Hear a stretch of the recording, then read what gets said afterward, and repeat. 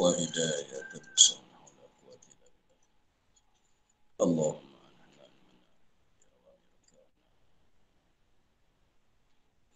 ونعم الملائكة المقربين وعلمنا أسرنا منك يا رب. رب اشرح لنا سرنا لساننا أتم لساننا.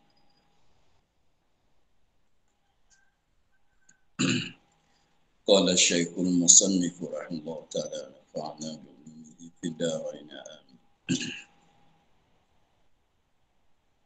Dan sabda ia sallallahu alaihi wasallam, bermula orang alim dan ilmu dan amal itu di dalam syurga.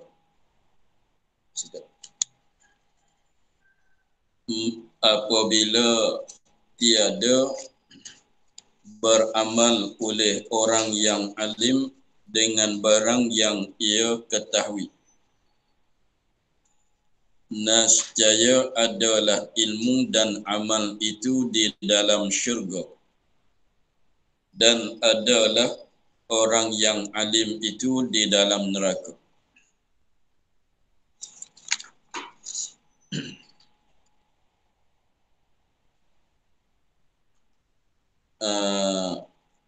Bahasa Arabnya al-alim wal ilmu wal amalu fil jannati idza amila. Bermula orang alim, orang yang ada ilmu dan ilmu dan amal. Tiga-tiga itu orang alim, ilmu dan amal, tiga-tiga itu di dalam syurga. Di dalam syurga. Orang alim di dalam syurga. Apabila jikalau dia tu beramal dengan ilmunya. Apabila dia beramal dengan ilmu dia, maka orang alim itu orang alim yang boleh dapat masuk syurga bersama dengan ilmu dan bersama dengan amal. Tetapi maka apabila tiada beramal oleh orang yang alim, apabila tiada beramal oleh orang yang alim, orang yang tahu, tiada beramal dengan barang yang ia ketahui, dengan kehendaki barang yang ia orang alim ketahui. Dia tidak beramal, dia tidak buat mengikut yang dia tahu. Apabila orang alim tidak buat mengikut yang dia tahu kata wajib, dia tak buat. Dia tahu kata haram, dia buat. Itu maknanya dia tidak buat semacam dia mengikut dia tahu, sebagaimana dia tahu seperti dia tahu. Dia tahu kata wajib, tapi dia tinggal. Dia tahu kata haram, tapi dia buat. Itu maksudnya. Yang tengok. Dia katanya nascaya adalah ilmu dan amal di dalam syurga, ilmu dan amal itu tetap di dalam syurga juga. Dan adalah orang alim itu dengan sebab dia tidak beramal mengikut barang yang dia tahu, orang alim itu di dalam neraka. Orang alim itu di dalam neraka. Jadi di sini menunjuk bahasanya berilmu tu belum tentu adakah dia tu ahli syurga ke tidak, itu belum tentu. Berilmu, ada ilmu belum tentu bahawa dia tu ahli syurga. Yang ahli syurga ialah orang yang tidak ada dosa. Maka orang alim tadi dia katanya orang alim yang ada masuk neraka, ada orang alim yang masuk syurga.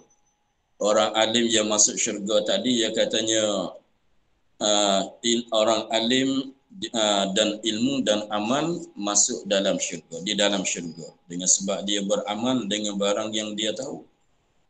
Tetapi orang alim kalau tidak beramal dengan perkara yang dia tahu, dengan mana tahu dah kata wajib dia tak buat, dah tahu kata haram dia buat juga, maka jadi berdosa dengan sebab itu. Dengan sebab buat benda yang haram, dengan sebab tinggal benda yang wajib. Adapun tinggal benda sunat, buat benda makruh tak menyebabkan neraka. Adapun apa dia? Meninggalkan benda sunat, apalagi membuatkan benda makruh, itu tidak menyebabkan neraka sebab tidak berdosa. Dia nak masuk neraka dengan sebab berdosa. Berdosa tu ialah tak buat benda yang wajib. Meninggal tak buat benda yang wajib, membuatkan benda yang haram. Itu menyebabkan dia tu masuk ke dalam neraka. Masuk ke dalam neraka maknanya azab dia tu berat daripada orang lain pun. Orang yang tidak berilmu sekalipun, kalau mengerjakan benda yang haram, meninggalkan benda yang wajib, masuk dalam neraka juga. Tetapi sebut kata orang alim masuk neraka dengan sebab dia tahu, tapi bawa diri dia masuk neraka juga. Itu lebih berat azab dia daripada azab yang lain, daripada orang jahil yang masuk neraka. Kalau gitu menunjuk bahasanya orang alim kalau tidak beramal mengikut apa yang dia tahu, tak lepas juga dia daripada neraka. Ini menunjuk bahasanya orang alim itu disiksa sama, dia berdosa sama dengan orang yang tidak alim. Lepas tu banyak dalam hadis tu sebut ilmu orang alim beramal dengan ilmunya, dengan barang yang dia tahu dan tidak beramal. Maka orang alim itu dia sebenarnya dia tak seperti rasul. Orang jadi rasul, orang jadi nabi itu orang maksum. Orang jadi nabi, orang jadi rasul itu orang maksum, terpelihara, terjaga daripada maksiat. Orang jadi nabi, jadi rasul tak ada sama sekali berdosa. Benda wajib dia tak tinggal sama sekali, mana-mana benda yang haram dia tak buat sama sekali. Itu yang wajib, yang haram. Tetapi orang alim bukan dia nabi, bukan dia rasul. Bukan dia nabi, bukan dia rasul. Bukan manusia biasa, cumanya dia tu ada ilmu. Maka dia tidak maksum sebagaimana rasul maksum, tidak. Maka boleh jadi jatuh pada dianya maksiat setengah-setengah. Dia berlaku pada dianya maksiat setengah-setengah. Maka dihurai oleh setengah syarah hadis, dia katanya memanglah orang alim ini dia tidak maksum seperti seperti nabi-nabi dan rasul-rasul. Boleh jadi berlaku maksiat di atas pada mereka, tetapi tidak meluputkan orang alim yang beramal sekiranya kalau dia tidak mengekali di atas maksiat. Sekiranya kalau berlaku lama-lama sekali, ada juga berlaku, maka itu tidak menafikan kata dia tu orang yang tidak beramal. Itu tidak menafi. Jadi maksud ia kata dalam syarah Faidul Qadir, dia katanya al-alimu al-amilu ialah la yusir. Orang alim yang beramal dengan ilmu, sekiranya kalau berlaku maksiat dia, berlakulah, itu tak merosak. Tetapi syaratnya jangan mengekali.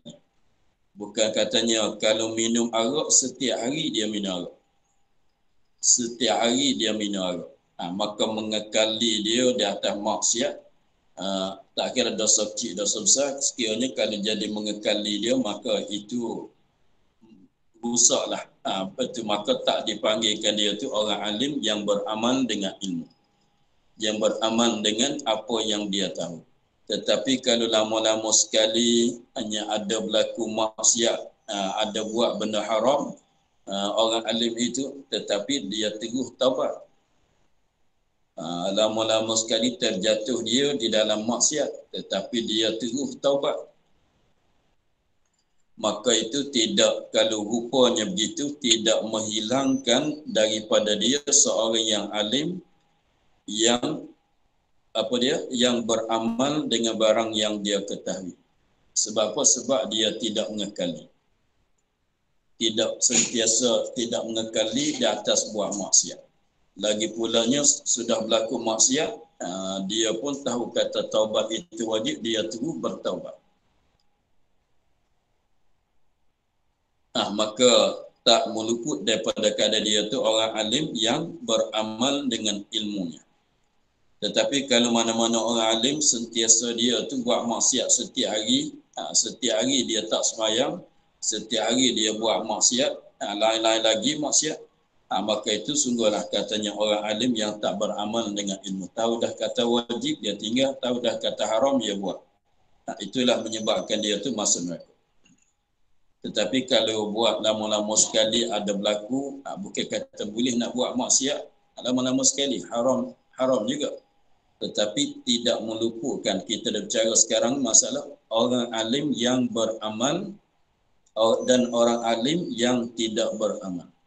Orang alim yang beramal syurga. Orang alim yang tidak beramal neraka. Maka orang alim yang beramal, walaupun dia orang alim, dipanggilkan juga orang alim yang beramal. Walaupun ada berlaku juga maksiat pada dia lama-lama sekali, tetapi diikuti dengan taubat. Syaratnya tidak mengekali, tidak sentiasa buat maksiat. Tetapi kalau setiap hari banyak kali tidak taubat, buat maksiat, ada berdosa tapi tak taubat, setiap hari, setiap minggu dia buat maksiat, selalu dia tak sembahyang, masalah. Maka itu maksud dah kata orang alim yang tidak beramal dengan ilmu. Itu neraka tepatnya. Dan sebeda Nabi ia Nabi SAW bermula ilmu dan harta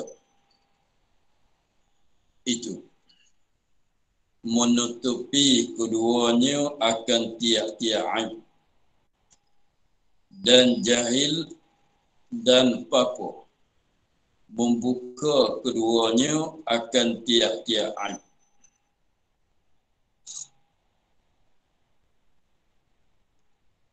Dan bermula ilmu dan harta, kedua-dua itu menutupi keduanya, menutupi oleh keduanya ilmu dan harta, menutup akan tiap-tiap aib, akan tiap-tiap cacatan yang ada di seorang. Sifat-sifat cacatan yang ada di seorang boleh menutupi dengan ilmu, boleh menutupi dengan harta. Ini jangan semata-mata nak beri cerita katanya harta pun boleh menutupkan aib, sebagaimana ilmu boleh menutupkan aib. Tetapi tidak maksud bahasanya harta itu bersatu taraf, satu peringkat dengan ilmu, bukan. Bukan nak mengakukan harta itu satu taraf, satu tahap, satu peringkat, sama peringkat dengan ilmu, bukan maksudnya begitu. Tapi nak cerita bahasanya ilmu dan harta bersama-sama boleh menutupi akan aib yang ada di seorang. Jadi aib yang ada di seorang itu boleh menutupi dengan ilmu dan boleh menutupi dengan harta. Jadi cacat yang ada di seorang manusia,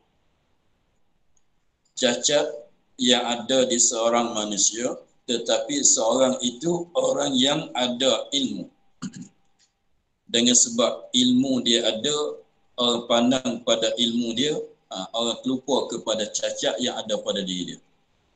Begitu juga orang yang ada harta. Orang yang ada harta dia, orang yang ada cacat pada badan dia, nak ada aib, ada cacat pada diri dia, tetapi dengan sebab dia tu orang yang ada harta banyak, maka orang yang manusia memandang kepada harta banyak pada dia sehingga orang tu lupa bahawa dia tu orang yang ada, tak pandang, tak nilai kepada aib. Manusia tidak memandang pada aib dia, bahkan manusia pandang kepada hartanya. Orang yang ada ilmu pun begitu juga. Walaupun ada aib pada diri dia, orang tak pandang pada aib pada diri dia, pandang pada ilmu. Sebab tu kalau orang alim, contohnya kalau dia mata buta masalah. Kalau dia mata buta tapi dia alim, orang nak belajar dengan dia, orang mengikut dia, orang hormat pada dia, orang tidak menghina pada dia. Sebab apa? Sebab orang terlupa masalah dia tu buta mata, orang terlupa. Orang tak kira, tak membilangi buta dia tu, tak membilangi. Buta dia tu tak dibilangi. Ramai juga orang yang suka dengan dia, suka belajar dengan dia. Sebab nak di ilmu dia, tak ada nak di pelihatan dia. Itu maknanya ilmu dan harta boleh menutupkan akan keaiban yang ada di seorang. Boleh menutup, melindung, walaupun aib tu ya tak habis, walaupun aib itu tak hilang, tetapi dengan sebab ada ilmu, orang pandang pada ilmu, lupa pada aib. Dengan sebab dia ada harta, orang pandang pada harta dia, maka lupa kepada aib dia.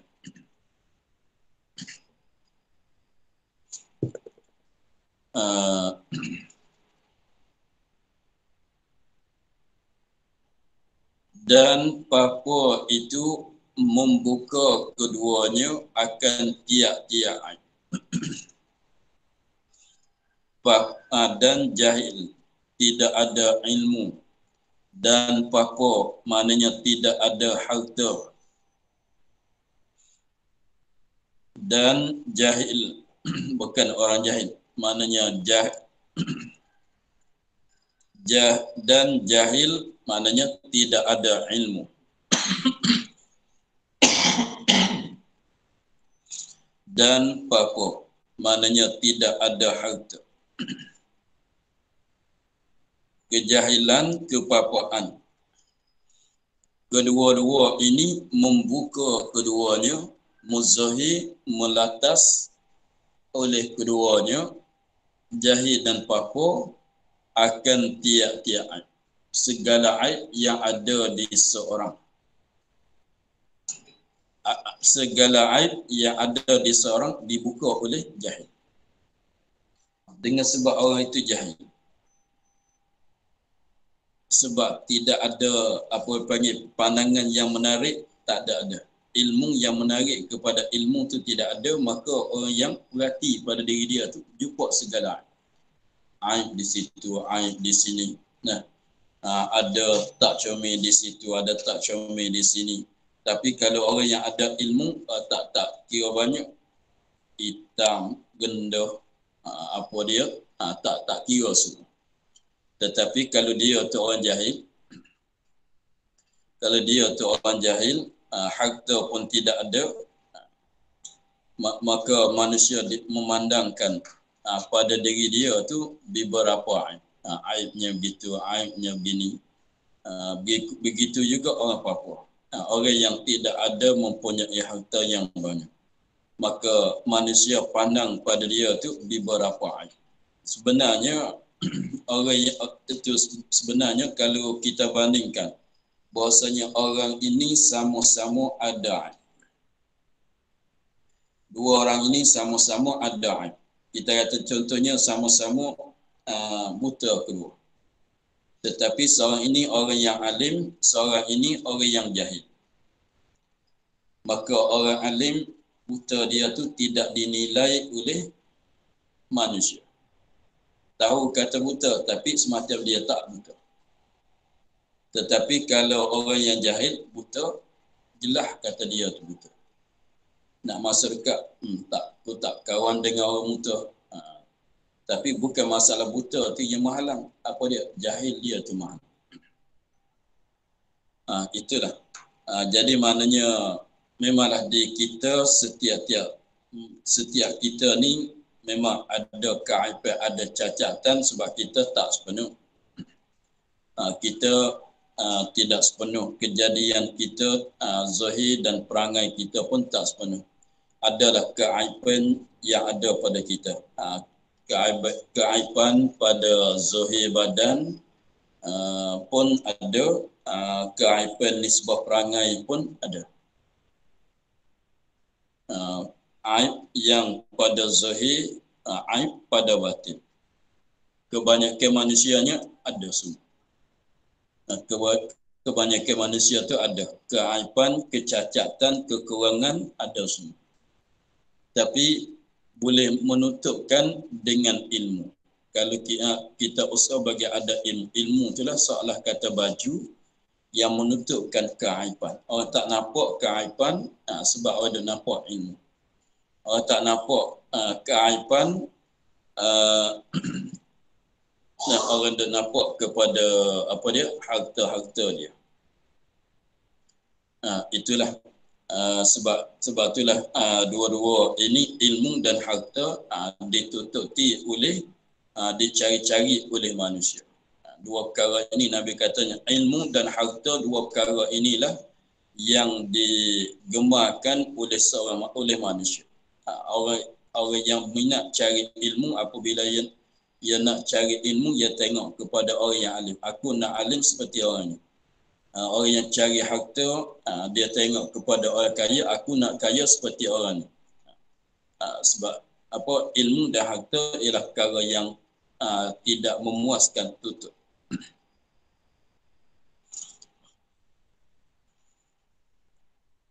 Dan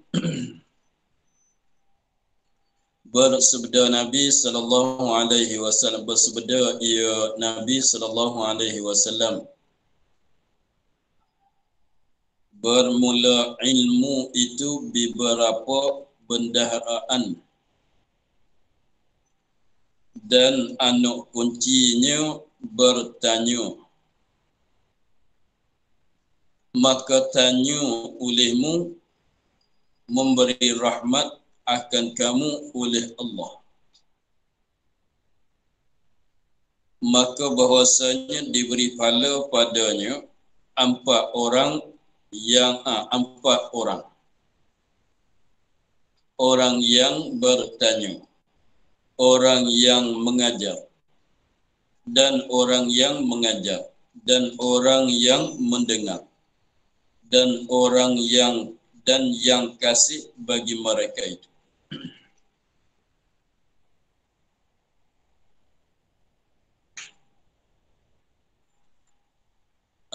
Bermula ilmu itu bendaharaan. Bendaharaan bukan mana bendera, mana simpanan-simpanan. Simpanan-simpanan. Tempat-tempat simpan. Kalau bahasa Arab khazinah. Khazanah, mana tempat-tempat simpanan harta. Bilik rumah, bilik atau rumah yang disimpankan harta di dalam. Kalau simpan barang dalam bilik, maka bilik itu panggil bendaharaan. Kalau simpankan harta di dalam rumah, maka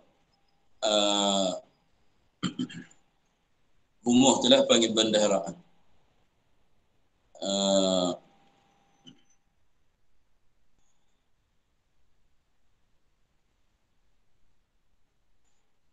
Dan anak kuncinya bertanya. Dan anak kunci bagi ilmu bertanya. Ialah tanya. Jadi di sini dibandingkan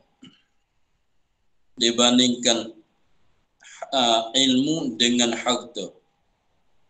Harta disimpan di dalam tempat simpanannya, dalam bilik, atau dalam rumah yang disimpan. Ilmu seperti harta. Harta disimpan di dalam bilik masalah. Maka bilik itu ialah tempat simpanan, itu bendaharaan. Maka apabila kita nak ambil harta, kalau disimpan di suatu tempat di dalam bilik masalah, biasanya bilik itu dikunci. Harta apabila disimpan di dalam peti, masa dulu simpan dalam peti, maka biasanya peti itu dikunci. Maka apabila kita nak harta di dalam bilik, dalam peti itu tadi, tak dapat tidak kena ada anak kunci.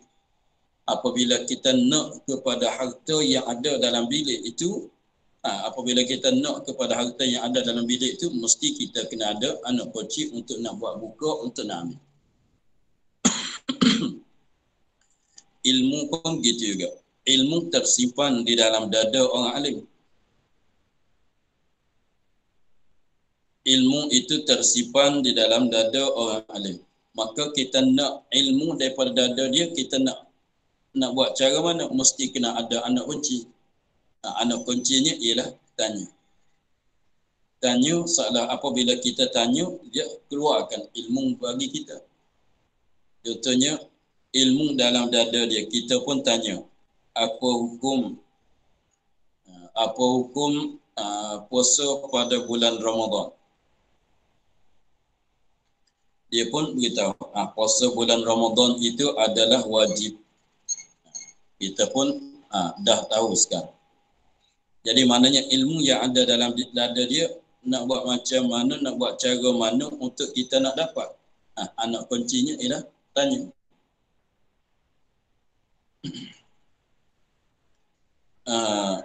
Tanya, tapi masalahnya bertanya itu dalam bahasa Arab as-soal. Al-ilmu khaza'inu. Al-ilmu khaza'inu. Wa miftahuhu as-soal. Al-ilmu khaza'inu. Bahasa Arab. Al-ilmu khaza'inu. Bermula ilmu itu di beberapa tempat simpanan, bendaharaan. Wa miftahuhu, dan anak kuncinya anak kunci ilmu as-su'al.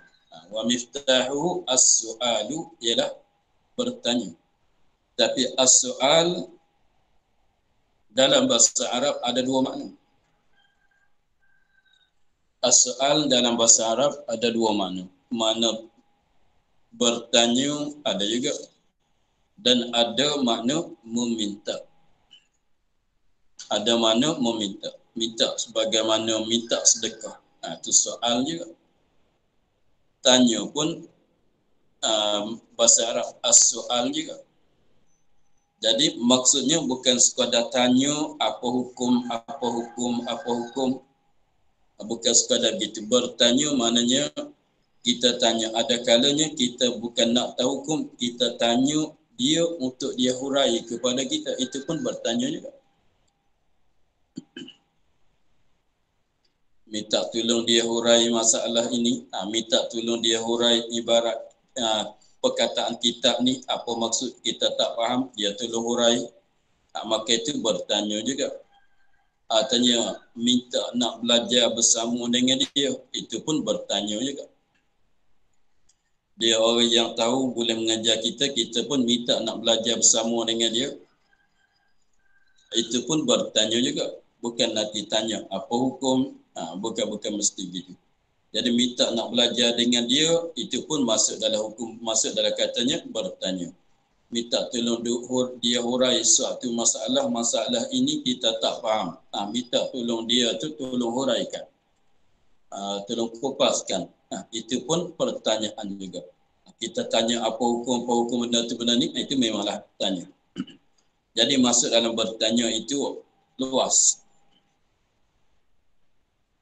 Minta nak belajar sama dia pun, minta nak belajar pun, itu pun masuk kata as-soal juga.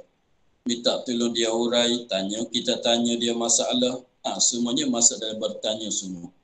Kita pergi masuk nak belajar dengan orang tu dengan orang ni, minta dia bukakan kitab masalah, itu masuk dalam kata bertanya semua.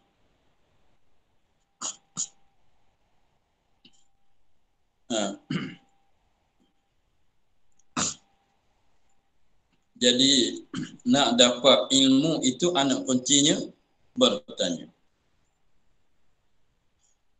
Maka tanya olehmu. Apabila dah tahu begitu, dah tahu bahawasanya anak kecil ilmu ialah bertanya. Kalau itu nak ambil harta daripada simpanan, kena ada anak kecil, kena ambil anak kecil. Nak ilmu, kena ambil tanya. Mesti kena tanya.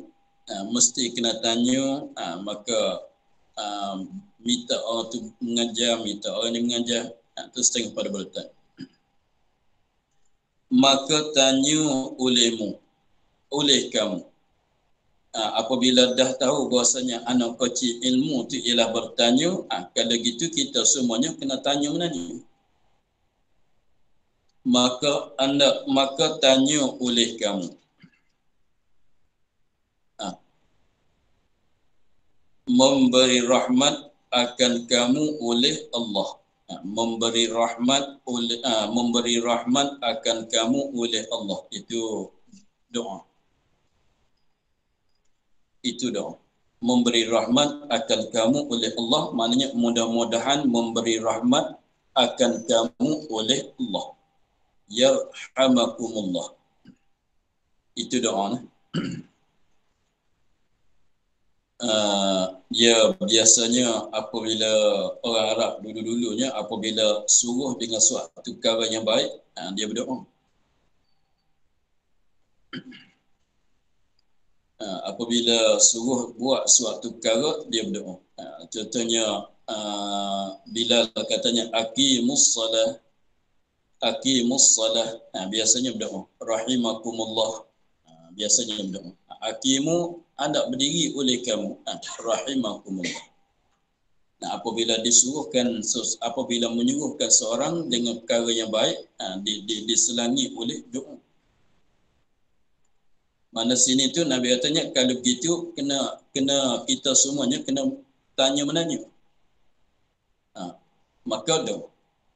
Beri rahmat akan kamu oleh Allah Ta'ala. Mudah-mudahan memberi rahmat oleh Allah akan kamu semuanya. Kamu orang yang bertanya. Itu setengah daripadanya. Tapi dalam doa ini memberi isyarat bahasanya menanya itu setengah daripada nak dapat rahmat. Tanya daripada ilmu, tanya dengan maksud yang tadi. Setengah pada rahmat itu apa dia? Ilmu. Tanya itu tadi sebab daripada nak dapat rahmat.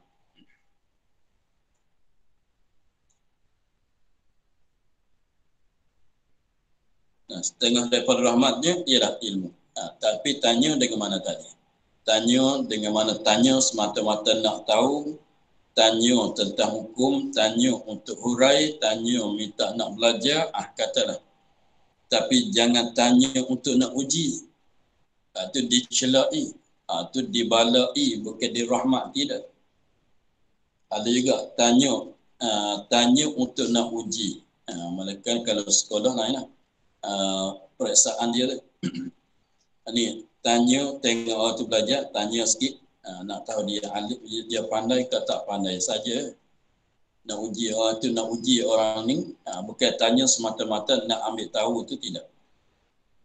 Maka adapun kalau tanya untuk nak uji atau untuk nak tahu kata dia tu jawab betul ke jawab salah, kalau betul lepas, kalau salah nanti kena cucuk. Itu tanya dengan rupa begitu dicelai. Ia kata di sini, maka tanya oleh kamu. Kita mesti kena menanya. Apabila kita menanya, Nabi berdoa pada kita, mudah-mudahan kita dapat rahmat dengan sebab kita menanya.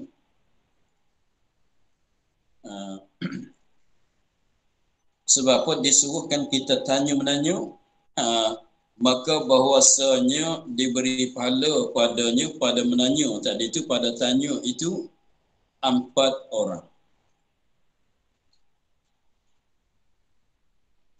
Dengan sebab kita tanya 4 orang ni dapat pahala. Orang ini dapat pahala dengan sebab kita seorang tanya. Mana dia? Orang yang bertanya boleh pahala. Dan orang yang mengajar, orang yang kena tanya, kita tanya dia, tanya mana tadi? Tanya, setengah pada tanya, kita minta dia buka kitab. Kita setengah pada tanya, kita minta nak belajar sama dia. Kita minta dia buka kelas, minta dia buka kitab, minta dia tolong huraikan masalah-masalah, minta tolong dia menjelaskan hukum.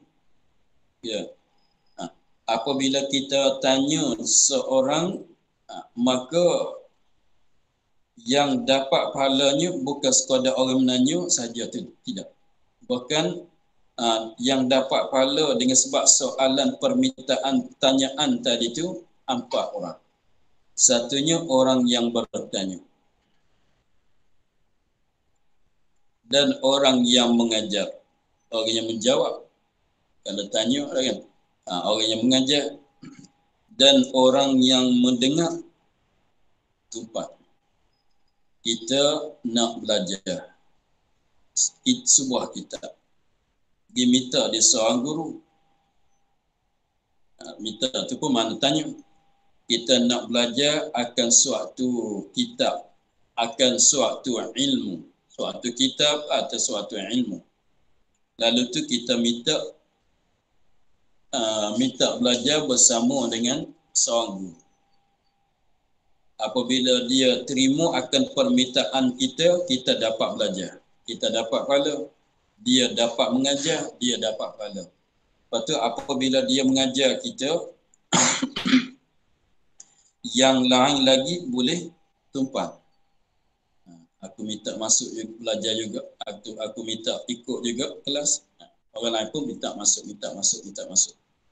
Jadi maknanya sehingga jadi ramai. Maka itu maksudnya orang yang mendengar. Penumpang. Jadi kita yang minta nak belajar dengan guru itu. Jadi kita memanglah dapat pahala. Dia orang mengajar memanglah dapat pahala. Tapi penumpang pun dapat pahala juga. Dan yang mendengar. Dan satu laginya yang kasih bagi mereka itu. Orang yang kasih kepada 3 orang tadi.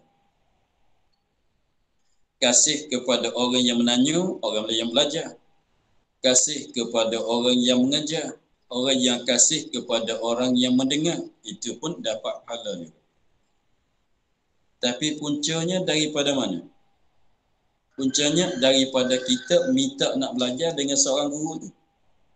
Jadi kita nak belajar dengan seorang guru itu, kita minta belajar sama dia.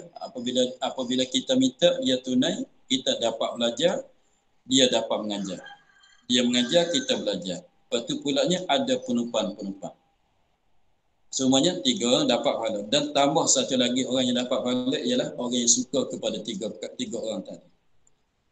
Maka dengan sebab kita tanya sebiji, dengan sebab kita tanya, dengan sebab sekali minta tu 4 orang yang dapat pahala dengan sekali permintaan kita. Sebab tu Nabi katanya kena pakat minta belajar. Kita jangan duduk kosong. Sekiranya kalau ada masa, mintalah siapa-siapa dia yang ada boleh mengajar tu, kita minta belajar sama dia. Sebab apa? Dengan itu dapat pahala dengan sebab kita tu 4 orang yang dapat pahala dengan sebab ada permintaan. Sebab itulah dikatakan ilmu bendaharaan. Jadi tersimpan di dalam beberapa tempat-tempat simpanan. Nak ambil contohnya ilmu di dalam dada dia, macam mana nak biar ada dan memberi masuk juga, nak boleh duduk juga masuk dalam dada kita. Minta. Dengan secara minta, dengan secara menanya. Dengan secara minta, dengan secara menanya. Apabila kita minta belajar sama dia, apabila kita menanya dia, maka dia jawab, dia tunai, dia ajar. Salah katanya, kita boleh ambil ilmu dalam dada dia, masuk dalam dada kita. Tapi anak kuncinya ialah bertanya tu. Kalau kita segan daripada bertanya, segan daripada bertanya, bertanya ni maksudnya, masuk juga dalam bertanya tu apa dia? Belajar. Segan, malu, segan ataunya malu, maka tak dapatlah anak kunci. Sebab anak kunci dia nya bertanya. Menadah kitab, talaki kitab ni pun masuk dari kata apa dia? Bertanya sungguh. Masuk dari kata bertanya sungguh. Maknanya ilmu tak dapat kalau segan, kalau malu daripada menghadapi guru, malu daripada bertanya, maka ilmu itu tak akan dapat. Kalau rezeki panggil payah rezeki. Gaji menanya, kalau rezeki panggil murah rezeki. Ilmu kalau gaji menanya, maka murah ilmu. Mana mudah nak dapat. Kalau rezeki panggil murah rezeki, mudah dapat rezeki, rezeki luas, murah rezeki. Maka ilmu pun kalau suka menanya, suka belajar, suka menghadapi, maka murah ilmu. Maknanya senang dapat ilmu, banyaklah ilmu yang dapat. Sebab tu ada ceritanya daripada Hasan Bisri, kalau tak salahnya, dia kata kepada seorang yang tua, dia nak kepada ilmu tapi dia malu nak belajar.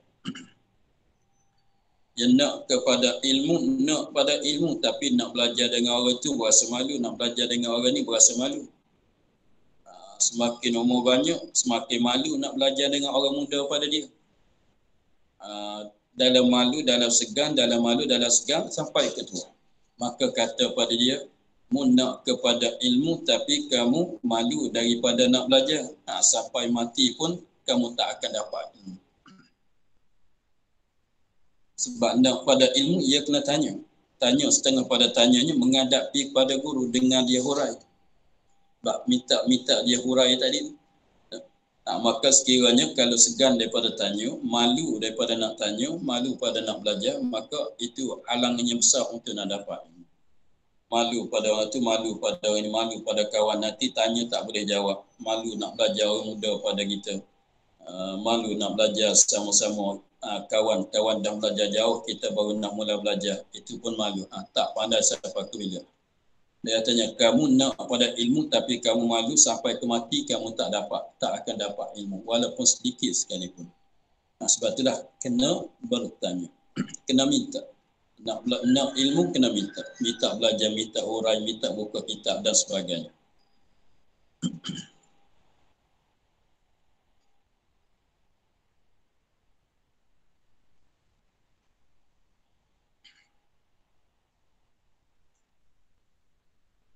Dan bersabda ia sallallahu alaihi wasallam, barang siapa berpindah ia supaya belajar, ia akan ilmu.